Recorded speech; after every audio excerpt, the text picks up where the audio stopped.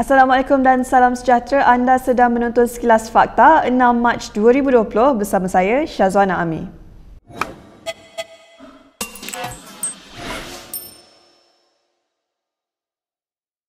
Presiden PAS Abdul Hadi Awang berkata beliau tidak kisah jika tidak disenarai dalam Kabinet baru Perdana Menteri Muhyiddin Yassin.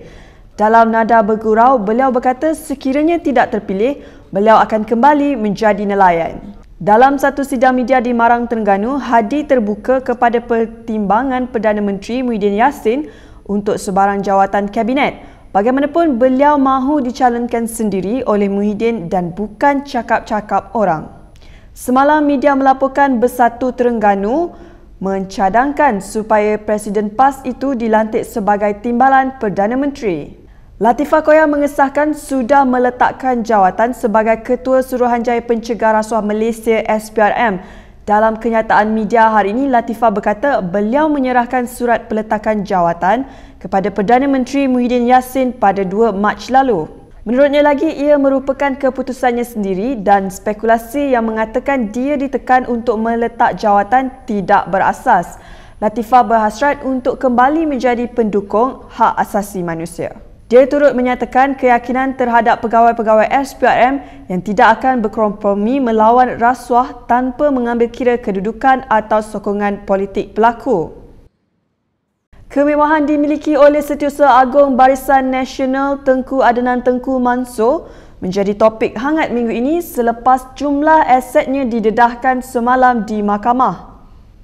Ini menyebabkan bekas Perdana Menteri Najib Razak mengeluarkan kenyataan bagi mempertahankan Tengku Adnan yang mempunyai aset hampir RM1 bilion.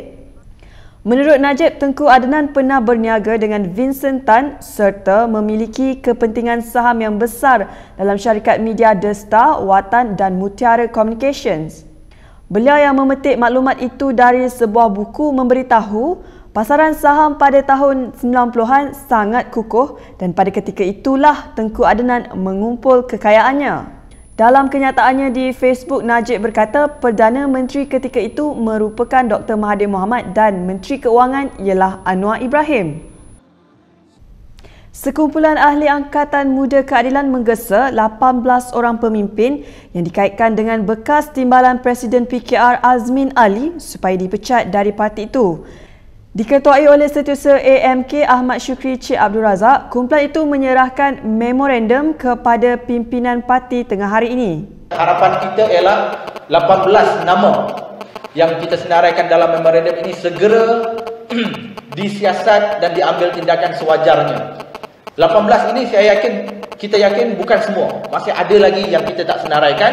Tapi yang 18 ini yang paling ketara. Selama ini mereka begitu rapat, bersama-sama, bersekongkol, malah ada di Sheraton, ada dalam pertemuan-pertemuan tersembunyi bersama bekas timbalan Presiden yang telah dipecat. Perkembangan terkini wabak COVID-19 dan berita ini dibawakan oleh Blue Air.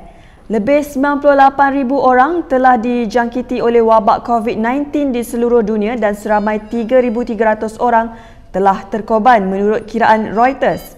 China mencatatkan kematian seramai 3,000 orang manakala 148 kematian berlaku di Itali.